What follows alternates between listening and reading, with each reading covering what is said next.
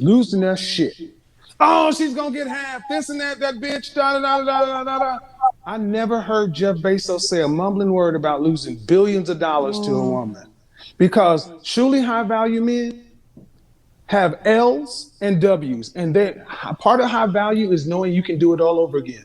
Jeff Bezos has doubled his money in January. Yep. So whatever high value men don't worry about being left. That's the ultimate point. You leave, good. I'll go find another one that's younger or better or is going to fit. Take your half and I'll go make 10 times more. And that's a high value mindset. And that honestly is threatening to some women because, oh, you have to be obsessed with me. No. A high value man is obsessed with his purpose. You are always going to come a distant second to what he has to do on this planet. You will never be number one to a high value man. I brought that up too. So, and another thing is, high value men aren't made out of the womb. They are made by their losses. Show me a motherfucker that says he's a high value man and he's never lost something, I'll show you a fraud. So yes, high value is great, but no one wants to be referred to as low value. Maybe a different term needs to be created for men who are high value. Bullshit. No snowflake zone. These are first fucking problems. First world problems. I don't have no. If you are offended by a term, you're a pussy. And you're by definition nowhere close to high value. If the word high value hurts your feelings, then go over there. I mean, seriously, how weak are we saying the men are? Well, let's say something that doesn't hurt their feelings as much. That's the problem we have right now. That's why so many of you women are complaining that men aren't men anymore. Men aren't protecting anything. Men were men back in because we got a bunch of pussies walking around. High value is what it is. What do you think it was when somebody was called King, Duke, Earl, and you were the fucking blacksmith? When they lived in castles and stone buildings and you lived in a fucking shack. Knock it off, man. A lot of men in the manosphere losing their shit. Oh, she's gonna get half this and that bitch. Da, da, da, da, da, da. Jeff Bezos, I heard a lot of men in the manosphere losing their shit. Oh, she's gonna get half this and that bitch. Da, da, da, da, da, da. I never heard Jeff Bezos say a mumbling word about losing billions of dollars to a woman. Because truly high value men have L's and W's. And part of high value is knowing you can do it all over again. Jeff Bezos has doubled his money in January. Yep. So whatever high value men don't worry about being left. That's the ultimate point. You leave, good. I'll go find another one that's younger or better or is going to fit. Take your half and I'll go make 10 times more. And that's a high value mindset. And that honestly is threatening to some women because, oh, you have to be obsessed with me. No. A high value man is obsessed with his purpose. You are always going to come a distant second to what he has to do on this planet. You will never be number one to a high value man. I brought that up too. So, and another thing is, high value men aren't made out of the womb. They are made by their losses. Show me a motherfucker that says he's a high value man and he's never lost something, I'll show you a fraud. So yes, I've been divorced twice, but I will tell you right now, both wanted to come back. And again, it's still not about me. It's about the whole premise. We get this over and over again. Tom Likas would often talk, people will come and say the same thing. Well, how can you talk about this or that? You've been divorced 4 times and you're fat and you're ugly. And what they never could say is that hot young women still wanted to get with him. Tom Likas was a high value man because he had money for the length of time. Men of high value status approved him. He had a broad network. He was visible and he was highly useful to the group. He has legacy. He has influence. Men want to be him and women want to be with him. And Tom Likas will tell you about his losses just like his wins because the losses is what makes a fucking winner. The losses are what makes a fucking winner.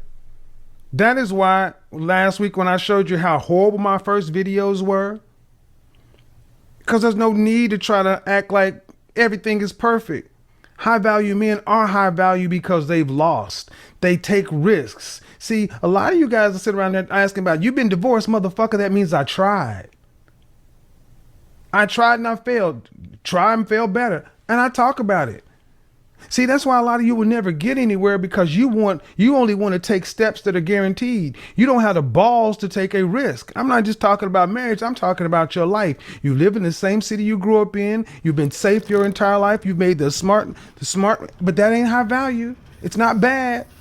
But the men you admire are the men who take risks, the men who will bet it all, the men who will decide to go out instead of working for somebody for their entire life. They'll go decide to found their own, take all their money and blow it, and have to live in their car and wash up in the bathroom and eat Vienna sausages. Those are the stories that you like, man. Yeah, we love that. You don't love it that a guy was born into wealth and then his father gave him $1 million and he went and started. That don't make nothing. High value is not given; it's earned.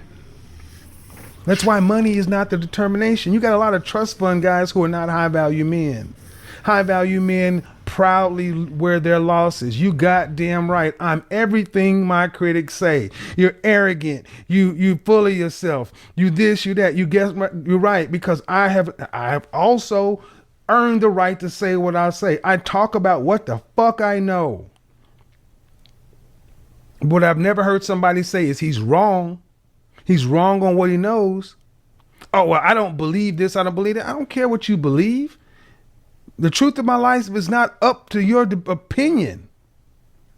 I'm going to expose this. Dude, what do you, I really got to say something, man. Some of you guys move like women.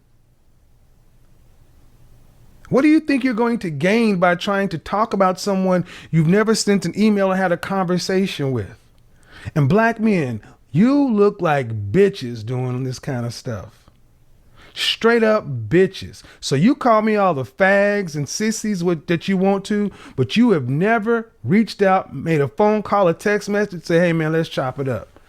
Man, I got some issues with some of the things I'm talking about. You go and try to pull a picture and try to say, well, look at the way he's standing, look at the way this and look at the way that. Are you out of your mind? Oh, that's right. You ain't got no life. You got to try to tear somebody like myself down because I'm saying something that makes you look bad. Because honestly, for your age, you're behind.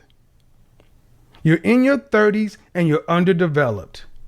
You stopped your education at high school or college. Your emotional maturity stopped at high school or college, and you're 35 or 40-year-old men walking around still talking like you're in high school.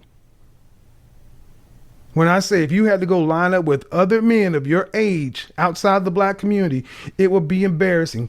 Listening to some of us talk, I'm like, Jesus Christ. So yeah, when I'm talking about high value, oh man, that's their white stuff. That's that white stuff. The implication is black men ain't shit. That's the implication. So many black men, high value is white boys. So you can't be a high value black man. No, what it is it makes men feel some kind of way, because just like when I ask height, weight, dress size, and a lot of men's dick get hard. Oh, look at him. He's asking a height, weight, dress size, and he's smacking them around. Ooh, hoo, hoo, hoo. But when I ask, do you make $10,000 a month?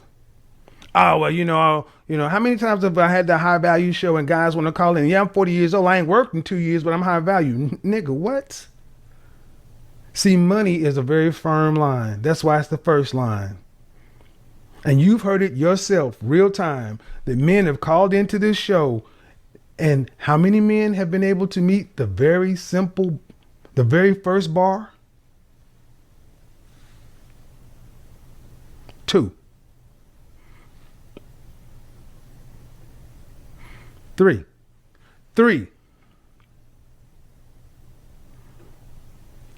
When Ramil Amir and I did that Lion's Den, the Shark Tank business show, 6-7 weeks, and who actually had businesses. That just means there's work needs to be done. Now, what happened? Ramil and me and I said, we tried to help these guys. But Ramil is doing his thing. I'm doing my thing. Black men, like it or not, you got women in your chat room and this and that. A lot of stuff women say are not wrong. If you're a competitive man, you shouldn't care what the fuck they have to say. Like when I had Crystal and Harrison come over here that day, and I said, black men, if you got a problem with, you should not care what any woman has to say. If you're competitive, competitive men don't care because you're competing, you're winning.